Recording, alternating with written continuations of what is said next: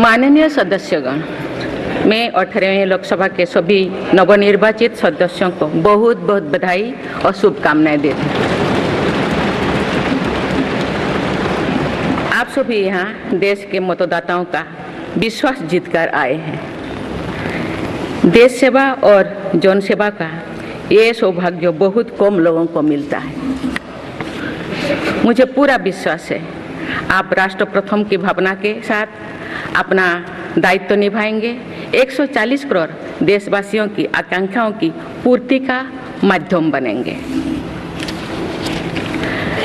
मैं श्री ओम बिरला जी को लोकसभा के अध्यक्ष की गौरवपूर्ण भूमिका के निर्वहन के लिए शुभकामनाएं देती हूँ। उनके पास सार्वजनिक जीवन का बहुत व्यापक अनुभव है। मुझे विश्वास है कि वे लोकतांत्रिक परंपराओं को अपने कौशल से नई ऊंचाई से देने में सफल होंगे। माननीय सदस्यगण, मैं आज कोटि कोटि देशवासियों को की तरफ से भारत के चुनाव आयोग का भी आभार व्यक्त करती हूँ। ये दुनिया का सबसे बड़ा चुनाव था। करीब 64 करोड़ मतदाताओं ने उत्साह और उमंग के साथ अपना कर्तव्य निभाया है। इस बार भी महिलाओं ने बढ़ चढ़कर मतदान में हिस्सा लिया है। इस चुनाव की बहुत सुखद तस्वीर जम्मू कश्मीर में भी सामने आए हैं। कश्मीर घाटी में वोटिंग के अनेक दशकों के रिकॉर्ड टूटे हैं। बीते 4 दशकों में कश्मीर में हमने बंद और हड़ताल के बीच कम मतदान का दौर ही देखा था। भारत के दुश्मन इसको वैश्विक मंचों पर जम्मू कश्मीर की राय के रूप में दुष्प्रचारित करते रहे। लेकिन इस बार कश्मीर घाटी ने देश और दुनिया में ऐसे हार ताकत को करारा जवाब दिया है। पहली बार इस लोकसभा चुनाव में घर पर जाकर भी मतदान कराया गया है। मैं लोकसभा चुनाव से जुड़ी हर कर्मी को सराहना करती हूं और अभिनंदन करती हूं। माननीय सदस्यगण, 2024 के लोकसभा चुनाव की चर्चा आज पूरी दुनिया में हो रही है। दुनिया देख रही है कि भारत के लोगों में लगातार तीसरी बार स्थिर और स्पष्ट बहुमत की सरकार बनाई है।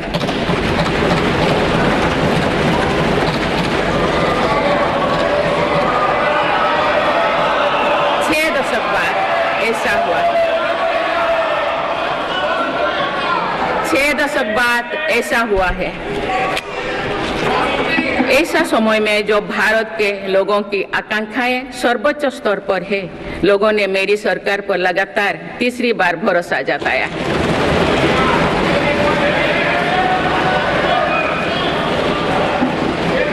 भारत के लोगों को ये पूर्ण विश्वास है कि उनकी आकांक्षाएं सिर्फ मेरी सरकार ही पूरा कर सकती है।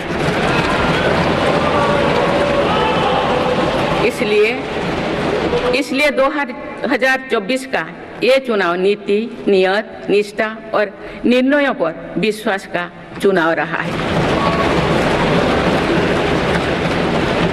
मजबूत और निर्णायक सरकार में विश्वास, सुशासन, स्थिरता और निरंतरता में विश्वास, ईमानदारी और कड़ी मेहनत में विश्वास, सुरक्षा और समृद्धि में विश्वास,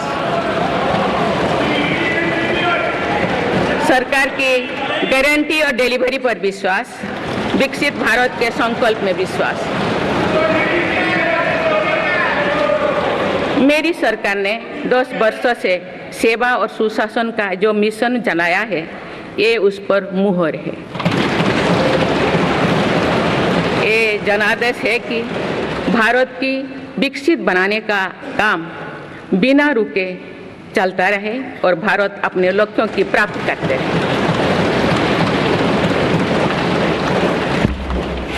माननीय सदस्यगण, 18वीं लोकसभा कई मायनों में एक ऐतिहासिक लोकसभा है। ये लोकसभा अमृतकाल के शुरुआती वर्षों में गठित हुई है। ये लोकसभा देश के संविधान को अपनाने के 75वें वर्षों की भी साक्षी बनेगी। मुझे विश्वास है कि इस लोकसभा में जन कल्याण के फसलों का नवीन अध्याय लिखा जाएगा। आगामी सत्रों में मेरी सरकार अपने इस कार्यकाल का पहला बजट पेश करने जा रही है। ये बजट सरकार की दूरगामी नीतियों और फ्यूचरिस्टिक विजन का एक प्रभावी दस्तावेज होगा। इस बजट में बड़े आर्थिक और सामाजिक निर्णयों के साथ ही अनेक ऐतिहासिक कदम भी देखने को मिलेंगे। भारत के तेज विकास की जन आकांक्षाओं का पूरा करने के लिए रिफॉर्म्स की गति अब और तेज की जाएगी। मेरी सरकार का मत है कि दुनिया भर में निवेशकों को आकर्षित करने के लिए राज्यों में स्वस्थ स्पर्धा हो। यही कॉम्पिटिटिव कोऑपरेटिव फेडरलिज्म की सच्ची स्पिरिट है। राज्यों के विकास से देश का विकास, इसी भावना के साथ हम आगे बढ़ते रहेंगे। माननीय सदस्यगण, रिफॉर्म, परफॉर्म और ट्रांसफॉर्म के संकल्प ने आज भारत को दुनिया की सबसे तेजी से बढ़ने वाली अर्थव्यवस्था बना दिया है। 10 साल में भारत 11वें नंबर की अर्थव्यवस्था से ऊपर उठकर 5वें नंबर पर पहुंचा है। साल 2021 से लेकर साल 2024 के बीच भारत में औसतन 8% की रफ्तार से विकास किया है और ये ग्रोथ सामान्य समय में नहीं हुई है। बीती वर्षों में हमने 100 साल की सबसे बड़ी आपात देखी। वैश्विक महामारी के कालखंड और विश्व के अलग अलग कोने में चल रही संघर्षों के बावजूद भारत ने ये विकास दर हासिल की है। ये बीते 10 साल के रिफॉर्म्स और राष्ट्रहित में के लिए किए गए फैसला के कारण संभव है। आज भारत अकेले ही दुनिया की ग्रोथ में 15% का योगदान दे रही है। अब मेरी सरकार भारत को विश्व की 3रे नंबर की इकोनॉमी बनाने में जुटी हुई है। इस लक्ष्य की प्राप्ति विकसित भारत की नींव को भी मजबूत करने में काम करेगी। माननीय सदस्यगण, मेरी सरकार अर्थव्यवस्था के 3 स्तंभ मैन्युफैक्चरिंग, सर्विसेज और एग्रीकल्चर को बराबर महत्व दे रही है। PLI स्कीम्स और ईज ऑफ डूइंग बिजनेस से बड़े पैमाने पर निवेश और रोजगार के अवसर बढ़ रही है। पारंपरिक सेक्टर्स के साथ साथ सनराइज सेक्टर्स को भी मिशन मोड पर बढ़ावा दिया जा रहा है। चाहे सेमीकंडक्टर हो या सोलर हो, चाहे इलेक्ट्रिक व्हीकल हो या इलेक्ट्रॉनिक्स गुड्स हो, चाहे ग्रीन हाइड्रोजन हो या बैटरीज हो, चाहे एयरक्राफ्ट कैरियर्स हो या फाइटर जेट्स हो, भारत इन सब सेक्टर्स में अपना विस्तार कर रहा है। लॉजिस्टिक्स कॉस्ट को कम करने के लिए भी मेरी सरकार लगातार प्रयास कर रही है। सरकार सर्विस सेक्टर को भी मजबूत करने में जुटे हैं। आज IT से लेकर टूरिज्म तक, हेल्थ से लेकर वेलनेस तक हर सेक्टर में भारत लीडर बन रहा है और इससे बड़ी संख्या में रोजगार और स्वरोजगार के नए मौके बन रहे हैं। माननीय सदस्यगण, पिछले 10 वर्षों में मेरी सरकार द्वारा ग्रामीण अर्थव्यवस्था के हर पहलू पर बहुत जोर दिया गया है। गांव में कृषि आधारित उद्योगों, डेयरी और फिशरीज आधारित उद्योगों का विस्तार किया जा रहा है। इसमें भी सहकारिता को प्राथमिकता दी गई है। सरकार किसानों उत्पाद संघ, FPO और FACTS जैसे सरकारी संगठनों का एक बड़ा नेटवर्क बना रही है। छोटे किसानों की बड़ी समस्या भंडारण से जुड़े होती है, इसलिए मेरी सरकार ने सहकारिता क्षेत्र में दुनिया की सबसे बड़ी भंडारण योजना पर काम शुरू कर चुकी है। किसान अपने छोटे खर्चे पूरे करने के लिए इसके लिए PM किसान सम्मान निधि के तहत उन्हें 3,20,000 करोड़ रुपये से ज़्यादा राशि दे सकते हैं। मेरी सरकार के नई कार्यकाल के शुरुआत दिनों से ही किसानों को 20,000 करोड़ रुपया से अधिक की राशि ट्रांसफर की जा चुकी है। सरकार ने खरीफ फसलों के लिए एमएसपी में भी रिकॉर्ड वृद्धि की है। माननीय सदस्यगण, आज का भारत अपनी वर्तमान जरूरतों को ध्यान में रखते हुए अपनी कृषि व्यवस्था में बदलाव कर रहा है। हम ज़्यादा से ज़्यादा आत्मनिर्भर हो और ज़्यादा से ज़्यादा निर्यात से किसानों की आमदनी बढ़े, इस सोच के साथ नीतियाँ बनाई गई है, निर्णय लिए गए हैं। जैसे भारत दलहन और तिलहन में दूसरे देशों पर निर्भरता कम करने के लिए देश के किसानों को हर संभव मदद दे रहे हैं। ग्लोबल मार्केट में किस तरह के फूड प्रोडक्ट की डिमांड ज़्यादा है, इसके आधार पर नई रणनीति बनाई जा रही है। आजकल ऑर्गेनिक उत्पादों को लेकर दुनिया में डिमांड तेजी से बढ़ रही है। भारत के किसानों के पास इस डिमांड को पूरा करने के पूरा भरपूर क्षमता है। इसलिए सरकार प्राकृतिक खेती और इससे जुड़ी उत्पादों की सप्लाई चेन को सशक्त कर रही है। ऐसे प्रयासों से किसानों का खेती पर होने वाला खर्च भी कम होगा और उनकी आय भी और बढ़ेगी। माननीय सदस्यगण, आज का भारत दुनिया की चुनौतियां बढ़ाने के लिए नहीं बल्कि दुनिया को समाधान देने के लिए माना जाता है। विश्व बंधु के तौर पर भारत ने अनेक वैश्विक समस्याओं के समाधान को लेकर पहल की है। जलवायु परिवर्तन से लेकर खाद्य सुरक्षा तक, पोषण से लेकर सस्टेनेबल एग्रीकल्चर तक हम अनेक समाधान दे रही है।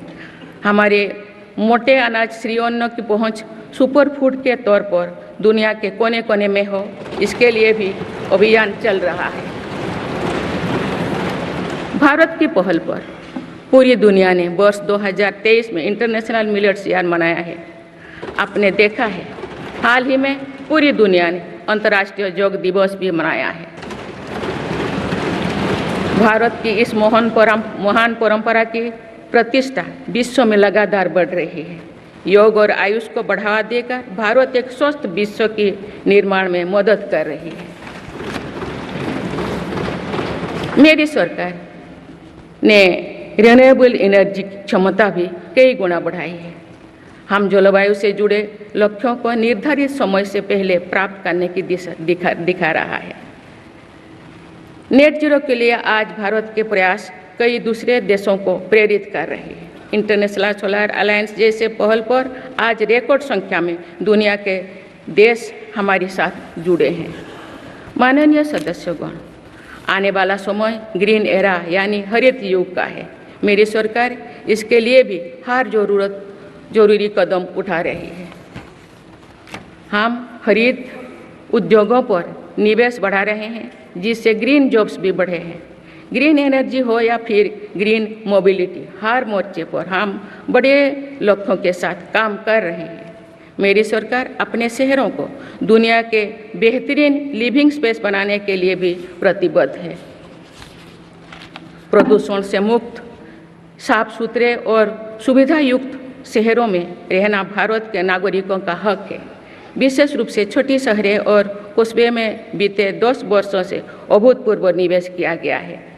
भारत में आज दुनिया का तीसरे सबसे बड़ा डोमेस्टिक एविएशन मार्केट है। अप्रैल 2014 में भारत में सिर्फ 209 एयरलाइन रूट्स थे। अप्रैल 2024 में इनकी संख्या बढ़कर 605 हो गया है। हवाई यात्रा में हो रहे इस विस्तार का सीधा लाभ टियर 2, टियर 3 शहरों को हो रहा है। 10 वर्षों में देश के 21 शहरों तक मेट्रो सुविधाएं पहुंची है। वंदे मेट्रो जैसे कई योजनाएं पर काम चल रही है। भारत का पब्लिक ट्रांसपोर्ट दुनिया में बेहतरीन हो, इस लक्ष्य के साथ मेरी सरकार काम कर रही है। माननीय सदस्यगण, मेरा सरकार इन आधुनिक मापदंड पर काम कर रही है, जिससे भारत विकसित देश के सामने बराबरी से खड़े हो सके। इंफ्रास्ट्रक्चर का विकास इस दिशा में बदलते भारत की नई तस्वीर के रूप में उभारा है। मेरी सरकार ने 10 वर्षों में पीएम ग्रामीण सड़क योजना के तहत गांव में 3,80,000 किलोमीटर से ज़्यादा सड़कें बनाई। आज भारत में नेशनल हाईवेज और एक्सप्रेसवेज का जाल बिछ रहा है। नेशनल हाईवेज बनाने की गति में भी 2 गुनी से अधिक की वृद्धि हुई है। अहमदाबाद मुंबई के बीच हाई स्पीड रेल इकोसिस्टम का निर्माण कार्य भी तेजी से आगे बढ़ रहे हैं। मेरी सरकार ने उत्तर, दक्षिण और पूर्वी भारत के बुलेट ट्रेन कॉरिडोर्स के लिए फिजिबिलिटी स्टडीज शुरू करने का फैसला किया है। पहली बार देश में अंतर्देशीय जलमार्गों के विकास पर इतने व्यापक रूप से काम शुरू हुआ है। इसका बड़ा लाभ नॉर्थ ईस्ट को होगा। मेरी सरकार ने नॉर्थ ईस्ट के विकास के लिए 10 वर्षों में आवंटन में 4 गुना से अधिक की वृद्धि की है। सरकार इस क्षेत्र को एक्ट ईस्ट पॉलिसी के तहत स्ट्रेटेजिक गेटवेज बनाने के लिए काम कर रही है। नॉर्थ ईस्ट में हर तरह की कनेक्टिविटी का बढ़ाया जा रहा है। शिक्षा, स्वास्थ्य, पर्यटन, रोजगार, हर क्षेत्र में विकास कार्यों को आगे बढ़ाया जा रहा है। असम में 27,000 करोड़ रुपये की लागत से सेमीकंडक्टर प्लांट बनाया जा रहा है। यानी north east made in India chips को भी सेंटर होने वाला है। मेरी सरकार नॉर्थ ईस्ट में स्थायी शांति के लिए निरंतर काम कर रही है। पिछले इस 10 वर्षों में अनेक पुराने विवादों को हल किया गया, अनेक अहम समझौते हुई है। नॉर्थ ईस्ट में अशांत क्षेत्रों में तेज विकास करके चरणबद्ध तरीके से अफवाह हटाने का काम भी जारी है। देश के हर क्षेत्र में विकास के ये नए आयाम भारत के भविष्य का उद्घोष कर रहे हैं। माननीय सदस्य, वुमेन लेड डेवलपमेंट के लिए समर्पित मेरी सरकार ने महिला सशक्तिकरण के एक नई युग की शुरुआत की है। देश की नारी शक्ति लंबे समय तक लोकसभा और विधानसभा में अधिक भागीदारी की मांग कर रही थी। आप उनके पास नारी शक्ति बंधन अधिनियम की ताकत है। सरकार की योजना की वजह से पिछले 1 दशक में महिलाओं का आर्थिक सामर्थ्य बढ़ा है। आप जानते हैं कि बीते 10 वर्षों में बने 4 करोड़ पीएम आवास में से ज़्यादातर महिलाओं के नाम ही आवंटित हुई है। आप तीसरी कार्यकाल के शुरुआत में ही सरकार ने 3 करोड़ नए घर बनाने की स्वीकृति दे दी है। इनमें से भी अधिकतर घर महिलाओं के नाम पर ही आवंटित होंगे। बीते 10 वर्षों में 10 करोड़ महिलाएं सेल्फ हेल्प ग्रुप्स से जुड़े हैं। मेरी सरकार ने 3 करोड़ महिलाओं को लखपति दीदी बनाने के लिए व्यापक अभियान चलाए हैं। इसके लिए सेल्फ हेल्प ग्रुप्स को आर्थिक मदद भी बढ़ाई जा रही है। सरकार का प्रयास है कि महिलाओं का कौशल बढ़े, कमाई के साधन बढ़े और उनका सम्मान भी बढ़े। नमो ड्रोन दीदी योजना इस लक्ष्य की पूर्ति में सहायक बन रही है। इस योजना के तहत हजारों सेल्फ हेल्प ग्रुप्स की महिलाओं को ड्रोन दिए जा रहे हैं। ड्रोन पायलट बनने की ट्रेनिंग भी दी जा रही है। मेरी सरकार ने हाल ही में कृषि खेती सखी कार्यक्रम भी शुरू किया है। इसके तहत अभी तक सेल्फ हेल्प ग्रुप्स की 30,000 महिलाओं को कृषि सखी के रूप में प्रमाण पत्र दिए गए हैं। कृषि सखियों को आधुनिक खेती की तकनीक में प्रशिक्षण किया जा रहा है ताकि वे कृषि को और आधुनिक बनाने में किसानों की मदद कर सकें।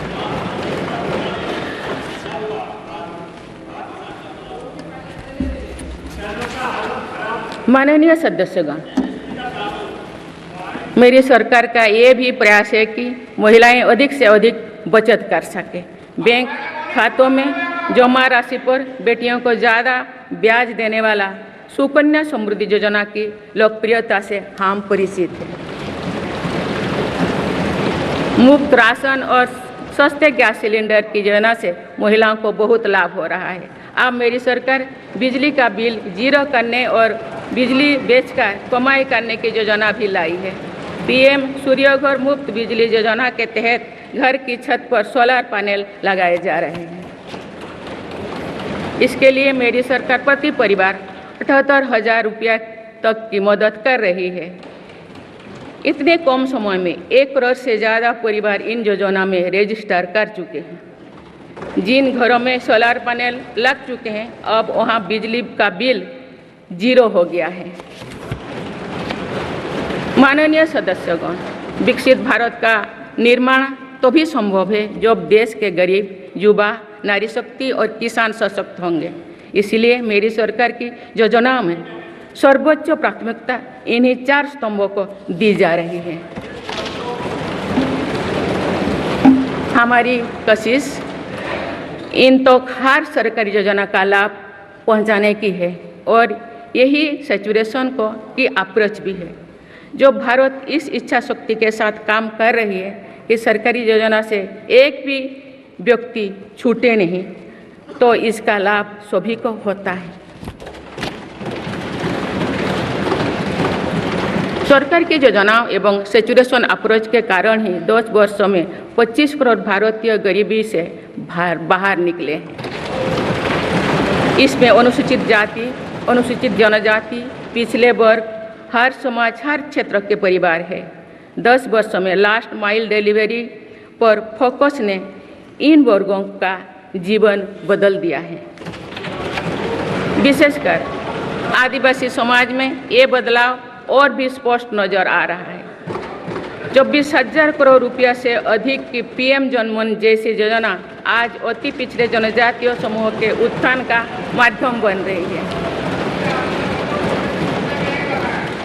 सरकार पीएम सूरज पटल के माध्यम से वंचित वर्गों तक आजीविका के अवसरों को पहुंचाने के लिए सुलभ ऋण भी उपलब्ध करा रही है।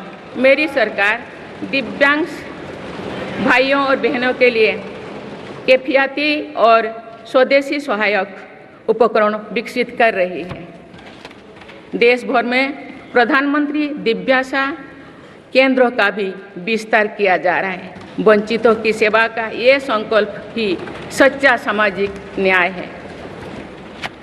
माननीय सदस्यगण, देश की श्रमशक्ति के सम्मान के लिए श्रमिक बंधुओं का कल्याण और सशक्तिकरण मेरी सरकार की प्राथमिकता है। मेरी सरकार श्रमिकों के लिए सामाजिक सुरक्षा योजनाओं को एकीकृत कर रही है। डिजिटल इंडिया तथा डाकघरों के नेटवर्क का उपयोग करके दुर्घटना और जीवन बीमा के कवरेज को बढ़ाने का काम हो रहा है। पीएम स्वनिधि का विस्तार किया जाएगा और ग्रामीणों और सेमी अर्बन क्षेत्रों के रेहड़ी पटरी वाले भाइयों बहनों को भी इसके दायरे में लाया जाएगा। माननीय सदस्यगण, बाबा साहेब डॉक्टर भीमराव अंबेडकर का मानना था कि किसी भी समाज की प्रगति समाज के निचले तबके की प्रगति पर निर्भर करती है। पिछले 10 वर्षों में राष्ट्र की उपलब्धियों और विकास का आधार गरीब का सशक्तिकरण रहा है। मेरी सरकार ने पहली बार गरीब को ये एहसास करवाया कि सरकार उनकी सेवा में है। कोरोना के कठिन समय में सरकार ने 80 करोड़ लोगों को मुफ्त राशन देने के लिए पीएम गरीब कल्याण अन्न योजना शुरू की। इस योजना का लाभ उन परिवारों को भी मिल रहा है जो गरीबी से बाहर निकले हैं, ताकि उनके कदम वापस पीछे ना जाए। स्वच्छ भारत अभियान में भी गरीब के जीवन की गरिमा से लेकर उसके स्वास्थ्य तक का राष्ट्रीय महत्व का विषय बनाया है। पहली बार देश में करोड़ों गरीबों के लिए शौचालय बनाया गया है। ये प्रयास हमें आश्वस्त करते हैं कि देश आज महात्मा गांधी के आदर्शों का सच्चे अर्थों में अनुसरण कर रहा है। मेरी सरकार 55 करोड़ लाभार्थियों को आयुष्मान भारत योजना के तहत मुफ्त स्वास्थ्य सेवाएं भी उपलब्ध करवाए हैं। देश में 25,000 जन औषधि केंद्रों को खोलने का काम भी तेजी से चल रहा है। आप इस क्षेत्र में सरकार एक और निर्णय लेने जा रही है। आप आयुष्मान भारत योजना के तहत मुफ्त इलाज का लाभ 70 वर्ष से अधिक उम्र के सभी बुजुर्गों को भी मिलेगा। माननीय सदस्यगण, अक्सर विरोधपूर्वक मानसिकता और संकीर्ण स्वार्थ के कारण लोकतंत्र की मूल भावना का बहुत अहित हुआ है। इसका प्रभाव संसदीय प्रणाली पर भी पड़ता है और देश की विकास यात्रा पर भी पड़ता है। देश में कई दशकों तक अस्थिर सरकार के दौर में कई सरकारें चाहते हुए भी ना रिफॉर्म कर पाए और ना ही आवश्यक निर्णय ले पाए। भारत की जनता ने निर्णायक बनकर इस स्थिति को बदला है। बीते 10 वर्षों में ऐसे अनेक रिफॉर्म्स हुई है जिनका बहुत लाभ देश को आज मिल रहा है।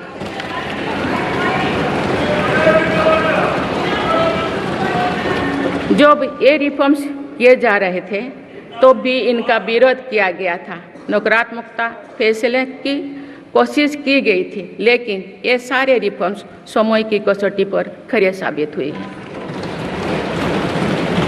2 साल पहले भारत के बैंकिंग सेक्टर को डूबने से बचाने के लिए सरकार ने बैंकिंग रिफॉर्म्स किए, IBC जैसी कानून बनाए। आज इन्हीं रिफॉर्म्स ने भारत के बैंकिंग सेक्टर को दुनिया के सबसे मजबूत बैंकिंग सेक्टर में से एक बना लिया। हमारे सार्वजनिक क्षेत्रों के बैंक आज मजबूत और लाभदायक है। सार्वजनिक क्षेत्रों के बैंकों के लाभ 2023-24 में 1.4 लाख करोड़ रुपये को पार कर गया, जो पिछले वर्षों की तुलना में 35% अधिक है। हमारे बैंकों की मजबूती उन्हें ऋण आधार का विस्तार करने और राष्ट्र के आर्थिक विकास में योगदान करने के लिए सक्षम बनाती है। सरकारी बैंकों का NPA भी लगातार कम हो रही है। आज SBI रिकॉर्ड मुनाफे पर है। आज LIC पहले से कहीं अधिक मजबूत है। आज HAL भी देश की डिफेंस इंडस्ट्री को ताकत दे रही है। आज GST भारत की इकोनॉमी को फॉर्मलाइज करने का, व्यापार कारोबार को आसान बनाने का माध्यम बना रहे हैं।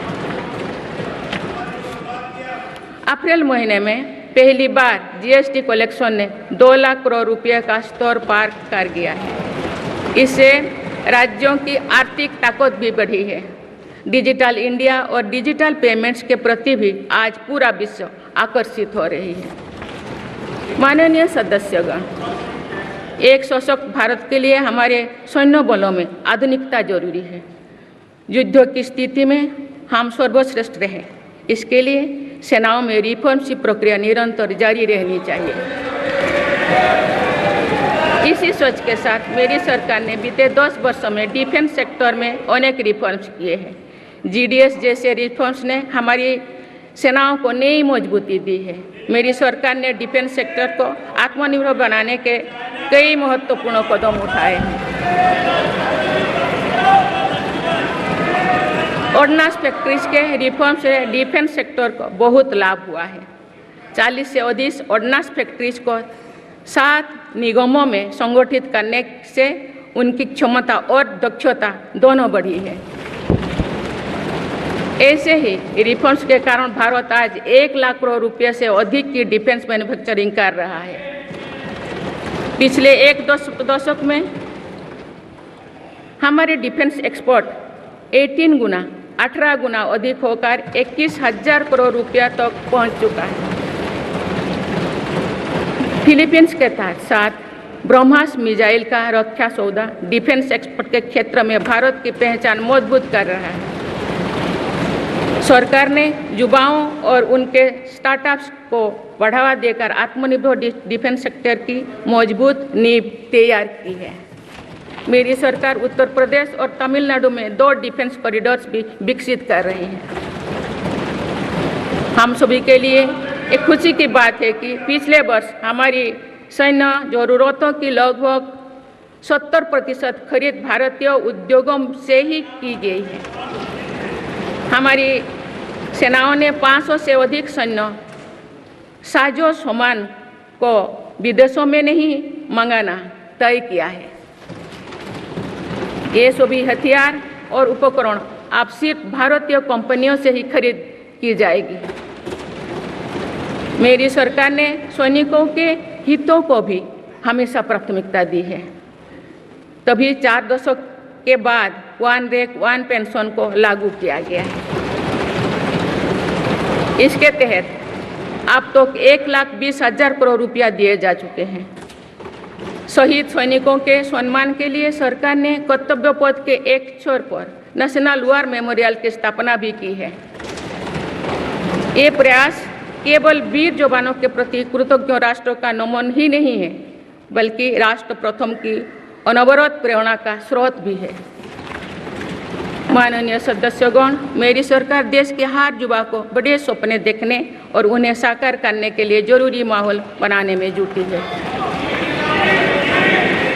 बीते 10 वर्षों में ऐसे हर अवरोध को हटाया गया है जिसके कारण युवाओं को परेशानी थी।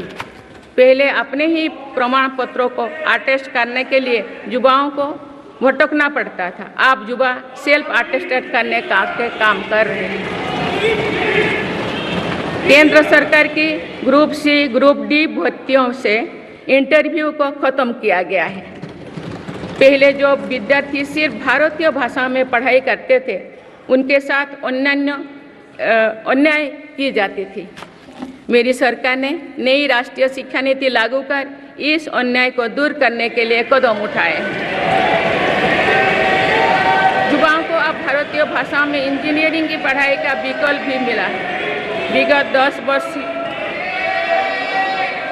में देश में 7 नई IIT, 16 IIIT, 7 IIM, 15 नए एम्स, 315 मेडिकल कॉलेज और 390 विश्वविद्यालय स्थापित किया गया है। मेरी सरकार इन संस्थानों को और मजबूत बनाकर आवश्यकता के अनुसार इनकी संस्था को भी बढ़ाएंगे। सरकार एक डिजिटल विश्वविद्यालय बनाने की दिशा में भी काम कर रही है।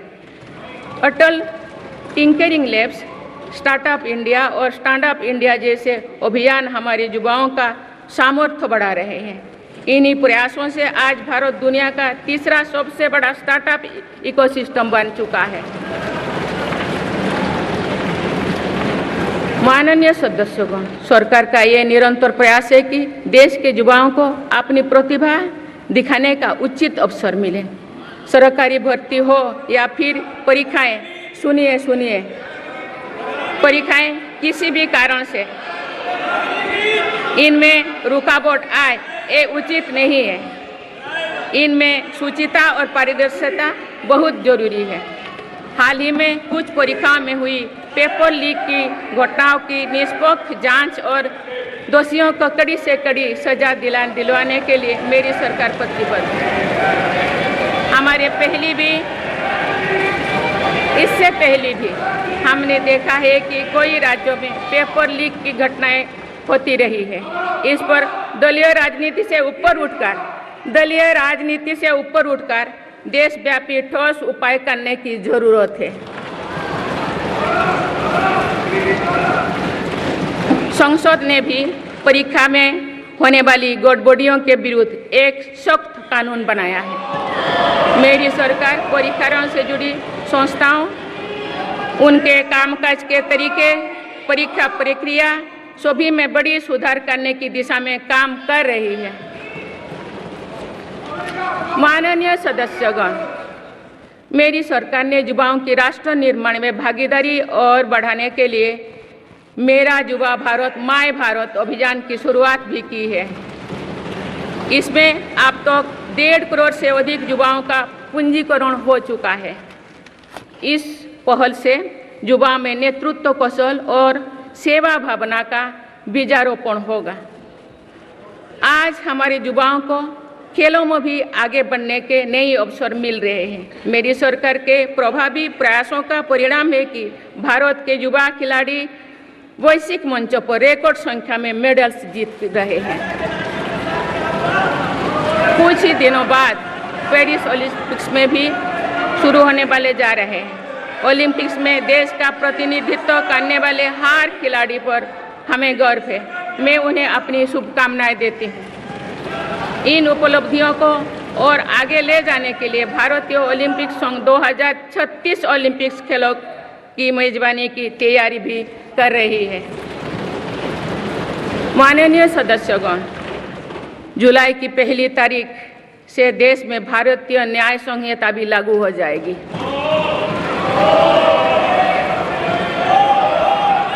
अंग्रेजी राज में गुलामों को दौड़ देने की मानसिकता थी। दुर्भाग्य से आज़ादी के अनेक दशकों तक गुलामी के दौर की यही दंड व्यवस्था चलती रही। इसे बदलने की चर्चा अनेक दशकों से की जा रही थी, लेकिन ये साहस भी मेरी सरकार ने ही करके दिखाए हैं। अब दंड के जगह न्याय को प्राथमिकता होगी, जो हमारे संविधान की भी भावना है। इन नई कानूनों से न्याय प्रक्रिया में तेजी आएगी। आज जो देश अलग अलग क्षेत्रों में गुलामी की मानसिकता से मुक्त पा रहे हैं, तो ये उस दिशा में बहुत बड़ा कदम है और ये हमारे स्वतंत्रता सेनानियों की सच्ची श्रद्धांजलि भी है। मेरा सरकार ने सीएए कानून के तहत शरणार्थियों को नागरिकता देना शुरू कर दिया है। इससे बंटवारे से पीड़ित अनेक परिवारों के लिए सम्मान का जीवन जीना तय हुआ है। जिन परिवारों को सीएए के तहत नागरिकता मिली है, मैं उनके बेहतर भविष्य की कामना करती हूँ।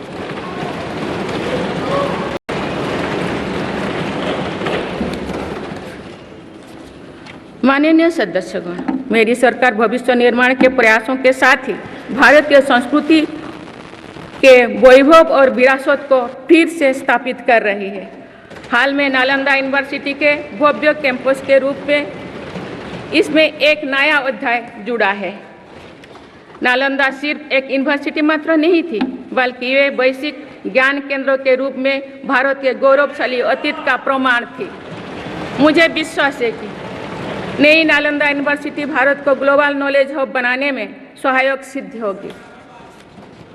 मेरी सरकार का ये प्रयास है कि भावी पीढ़ियों को हजारों वर्षों की हमारी विरासत प्रेरणा देती है। इसलिए पूरे देश में तीर्थस्थलों को, आस्था और आध्यात्म के केंद्रों को सजाया संवारा जा रहा है।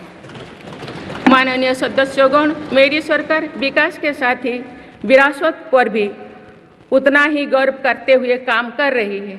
विरासत पर गर्व का ये संकल्प आज अनुसूचित जाति, अनुसूचित जनजाति, वंचित वर्ग और सर्व समाज के गौरव का प्रतीक बन रहा है। मेरी सरकार ने भगवान बिरसा मुंडा के जन्म दिवस को जनजातीय गौरव दिवस के रूप में मनाने की शुरुआत की है।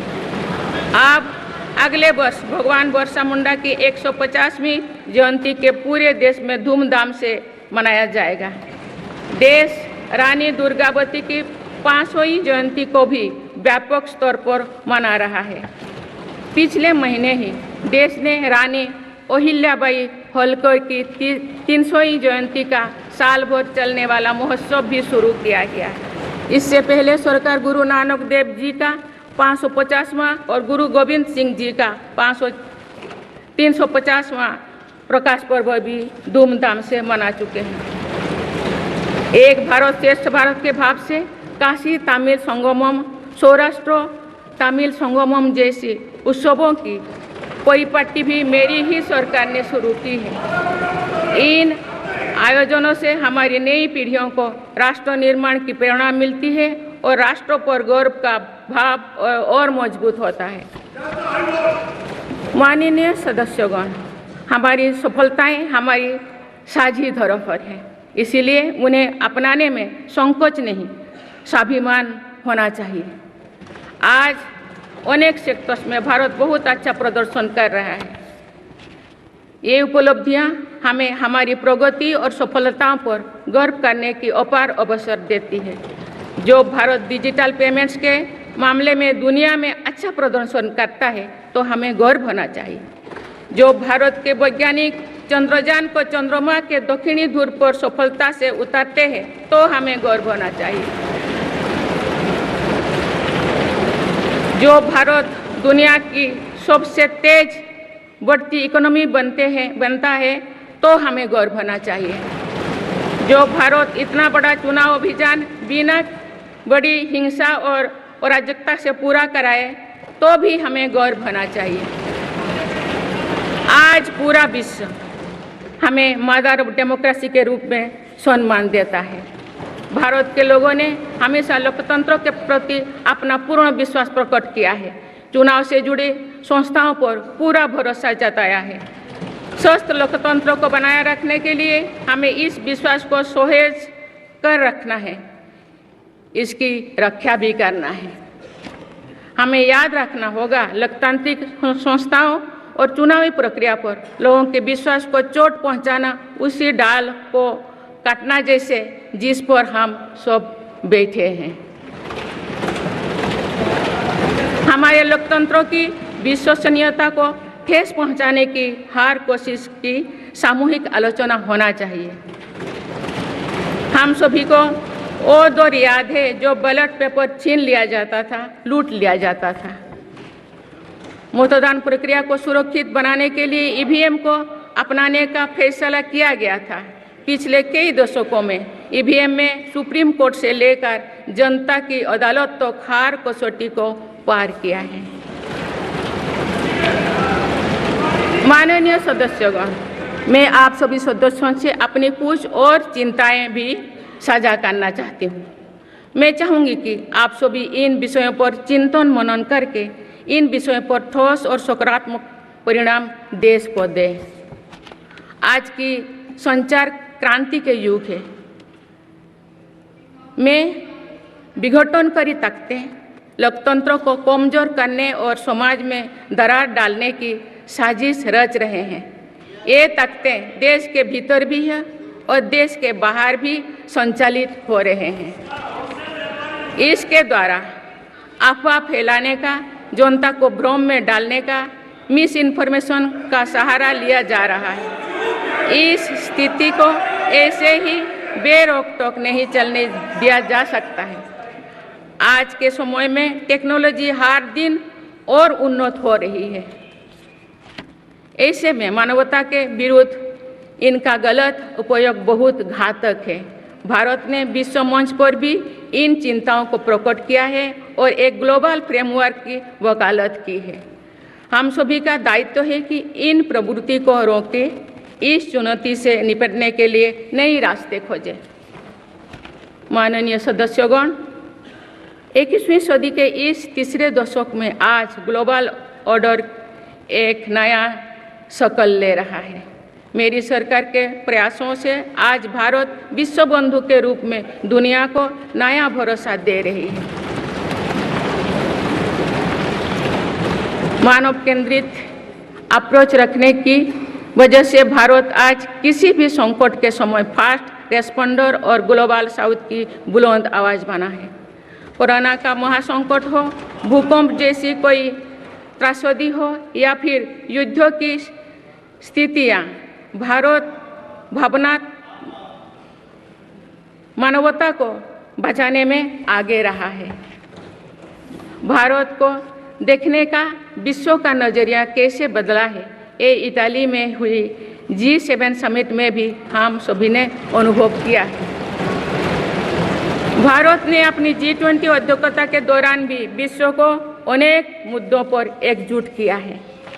भारत की अध्यक्षता के दौरान ही अफ्रीकन यूनियन को G20 का स्थायी सदस्य बनाया गया है। इससे अफ्रीका महाद्वीप के साथ साथ पूरे ग्लोबल साउथ का भरोसा मजबूत हुआ है। नेबरहुड फर्स्ट पॉलिसी में चलते हुए भारत ने पड़ोसी देशों के साथ अपने रिश्तों को मजबूत किया है। 7 पड़ोसी देशों के नेताओं का 9 जून को केंद्रीय मंत्रिपरिषद के शपथ ग्रहण समारोह में भाग लेना मेरी सरकार की इस प्राथमिकता दर्शाते हैं। भारत सबका साथ सबका विकास की भावना के साथ इंडो पैसिफिक क्षेत्रों के देश के साथ भी सहयोग बढ़ा रही है। पूर्वी एशिया हो या फिर मिडिल ईस्ट और यूरोप, मेरी सरकार कनेक्टिविटी पर बहुल बल दे रही है। भारत के विजन ने ही India Middle East Europe economic corridor को आकार देना शुरू किया है। ये कॉरिडोर 21वीं सदी के सबसे बड़ी गेम चेंजर में एक सिद्ध होगा।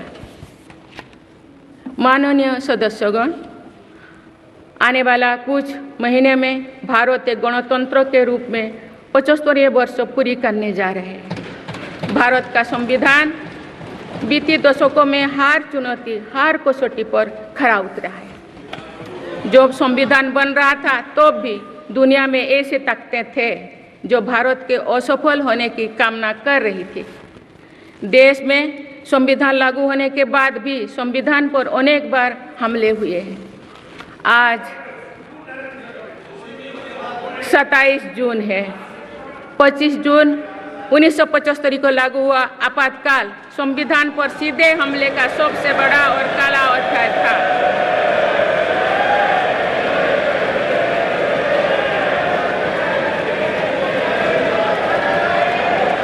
पूरे देश में हाहाकार मच गया था, लेकिन ऐसी असंवैधानिक ताकतों पर देश ने विजय प्राप्त करके दिखाया, क्योंकि भारत के मूल में गणतंत्र की परंपराएं रही है।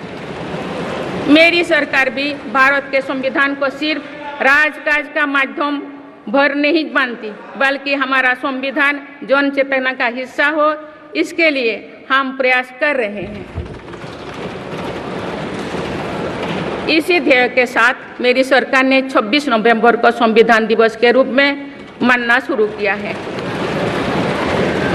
आप भारत के उस भूभाग हमारे जम्मू कश्मीर में भी संविधान पूरी तरह लागू हो गया है, जहां आर्टिकल 370 की वजह से स्थितियां कुछ और थी। माननीय सदस्यगण, राष्ट्र की उपलब्धियों के निर्धारण इस बात से होता है कि हम अपने दायित्वों का निर्वहन कितनी निष्ठा से कर रहे हैं। 18वें लोकसभा में कई नए सदस्य पहली बार संसदीय प्रणाली का हिस्सा बने हैं। पुराने सदस्य भी नए उत्साह के साथ आए हैं। आप सभी जानते हैं कि आज का समय हर प्रकार से भारत के लिए बहुत अनुकूल है। आने वाले वर्षों में भारत की सरकार और संसद का क्या निर्णय लेती है, क्या नीतियां बनाती है, इस पर पूरा विश्व की नज़र है। इस अनुकूल समय का अधिक से अधिक लाभ देश को मिले, ये दायित्व सरकार के साथ साथ संसद के हर सदस्यों का भी होना चाहिए। पिछले 10 वर्षों में जो रिफॉर्म्स हुई है, जो नया आत्मविश्वास देश में आया है, इससे हम विकसित भारत बनाने के लिए नई गति प्राप्त कर चुके हैं। हम सभी को ये हमेशा ध्यान रखना है कि विकसित भारत का निर्माण देश के हर नागरिक की आकांक्षा है, संकल्प भी है। इस संकल्प की सिद्धि में अवरोध पैदा ना हो, ये हम सभी का दायित्व है भी, कर्तव्य भी है। नीतियों का विरोध और संसदीय कामकाज का विरोध दो भिन्न बातें हैं। जब संसद सुचारू रूप से चलती है, जब यहाँ स्वस्थ चर्चा परिचर्चा होती है, जब दूरगामी निर्णय होते हैं, तब लोगों का विश्वास सिर्फ सरकार ही नहीं, पूरी व्यवस्था पर बनता है। इसीलिए मुझे भरोसा है कि संसद के पल पल का सदुपयोग होगा, जनहित को प्राथमिकता मिलेगा। माननीय सदस्यगण, हमारे वेदों में हमारे ऋषियों ने हमें कुछ नीति वाणी दिए हैं, जैसे कि समान मंत्र हो समिति ही समानी की प्रेरणा दी है। अर्थात हम एक समान विचार और लक्ष्य लेकर एक साथ काम करें, यही इस संसद की मूल भावना है। इसलिए जब भारत तीसरी नंबर की इकोनॉमी बनेगा तो देश की इस सफलता में आपकी भी सहभागिता होगी। हम जो 2027 में आज़ादी की शताब्दी का उत्सव विकसित भारत के रूप में मनाएंगे तो इस पीढ़ी को भी श्रेय मिलेगा। आज हमारे युवाओं में जो सामर्थ्य है, आज हमारे संकल्प में जो निष्ठा है, हमारी जो असंभव सी लगने वाली उपलब्धियां हैं, ये इस बात का प्रमाण है कि आने वाला दौर भारत का दौर है। ये सदी भारत की सदी है और इसका प्रभाव आने वाली 1000 वर्षों तक रहेगा। आइए हम सब मिलकर पूर्ण कर्तव्य निष्ठा के साथ